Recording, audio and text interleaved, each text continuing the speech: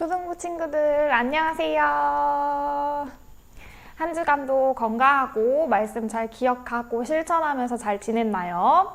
이제 개학이 얼마 남지 않았을 텐데 개학 준비도 하느라 바쁠 텐데 오늘도 어김없이 귀한 하나님의 말씀 전도사님과 함께 살펴보도록 하겠습니다.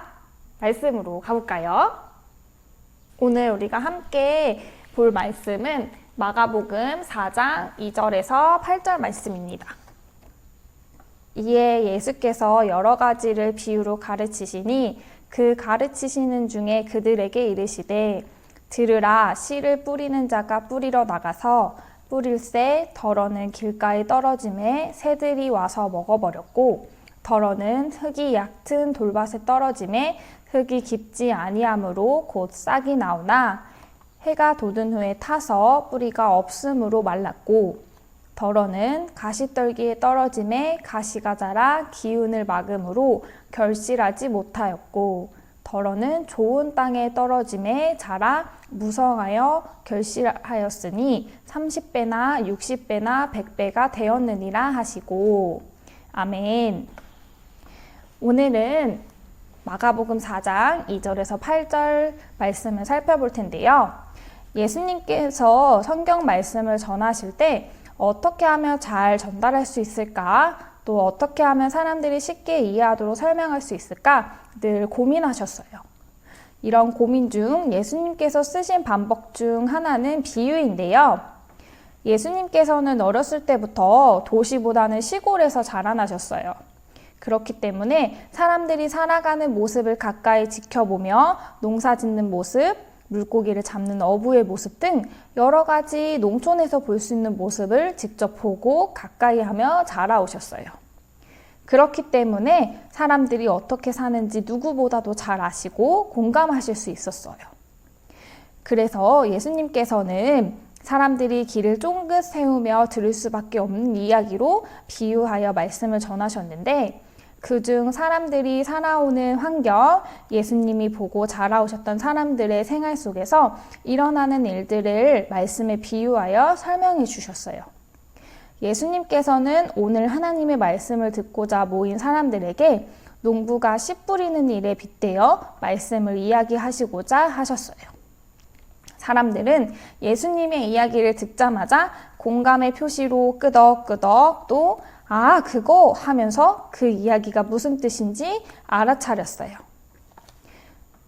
우리나라와 당시 이스라엘 사람들이랑 농사 짓는 방법이 약간 달랐어요. 우리나라는 밭에 씨를 하나하나 심어주는데 이스라엘에서는 한 주먹 씨를 주고 앞으로 뒤로 움직이면서 넓게 퍼지라고 여기저기에 뿌려주었어요. 이렇게 뿌려진 씨는 여러 곳에 떨어지게 되겠죠. 그런데 이 씨앗이 반 옆에 있는 길가에도 떨어져 새들이 오며 가며 씨를 먹게 되고 또 그 옆에 흙이 별로 없는 돌밭에 씨가 떨어져 싹이 나왔지만 금방 말라버리게 되었대요. 또 그 옆에 있는 가시떨기가 있는 곳에 씨가 떨어져 가시들이 씨앗이 자라나지 못하도록 막아버렸대요. 이스라엘 사람들의 농사법만이 잘못된 거라고 생각이 드나요, 혹시?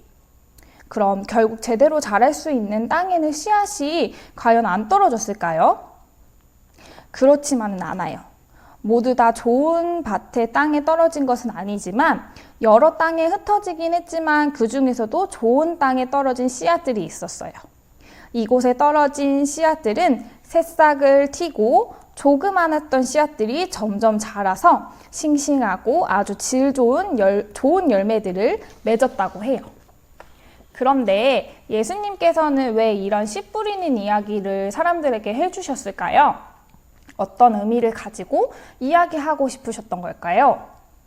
그건 바로 예수님께서는 사람들에게 말씀을 전하셨는데 좋은 땅과 같은 마음을 가지고 있는 사람만이 말씀의 열매를 맺을 수 있다고 이야기하고 싶으셨어요. 다시 말해 씨를 많이 한 주먹 쥐어서 이곳저곳 넓게 뿌린다고 이 씨앗들이 다 자라서 열매를 맺을 수 있는 것이 아니라 좋은 흙이 있는 땅에 떨어져야 열매를 맺을 수 있듯이 예수님께서도 많은 사람들에게 말씀을 아무리 많이 이야기할지라도 결국 좋은 땅과 같은 마음을 가진 사람만이 말씀의 씨앗이 심겨져서 또 열매 맺을 수 있다는 것을 이야기하시고자 하셨어요. 아무래도 예수님이 사람들을 보았을 때 말씀을 집중해서 듣고 이를 기억하면서 행동으로 옮기기까지 말씀에 대한 갈급함과 필요함이 없는 것처럼 보이셨나 봐요. 말씀을 들을 때는 고개도 끄덕끄덕하고 공감도 하고 이해하면서 듣고 내가 실천해야 하는 것들 또 내가 순종해야 하는 것들을 항상 기억하면서 그렇게 살겠다고 하나님께 용기 있게 다짐하는 모습들을 보여야 해요. 우리는 교회에 나와 혹은 집에서 말씀을 읽을 때 그 순간만큼은 끄덕끄덕하고 마음에 찔림이 있지만 뒤돌아서고 다음 날이 되었을 때 까먹는다는 건 결국 우리의 마음은 좋은 땅이 아니라 앞서 이야기하신 것처럼 돌이 많은 땅, 가시가 많은 땅, 그냥 새들이 와서 먹어버릴 수 있는 도로와 같은 마음이에요. 이런 마음밭을 가지고 있다면 씨가 심겨질 수는 있겠지만 싹이 튀지 않고 열매를 맺을 수가 없게 돼요. 여러분은 매주 듣고 있는 하나님의 말씀이 마음밭에 잘 심겨져 자라고 있나요? 혹시나 씨앗은 심겨졌지만 잘 자라지 못하고 썩어서 없어지지는 않았나요? 학교에서 또 집에서 학원에서 각자 환경 속에서 하나님의 말씀을 잊지 않고 실천하며 내 마음밭에 잘 심겨져 자랄 수 있도록 해야 해요. 매주 예배를 통해 듣는 말씀, 또 개인적으로 큐티와 말씀 읽기로 접하는 하나님의 말씀을 말씀 씨앗을 여러분의 마음밭에서 잘 자랄 수 있도록 각자의 마음밭을 잘 정돈해 주세요.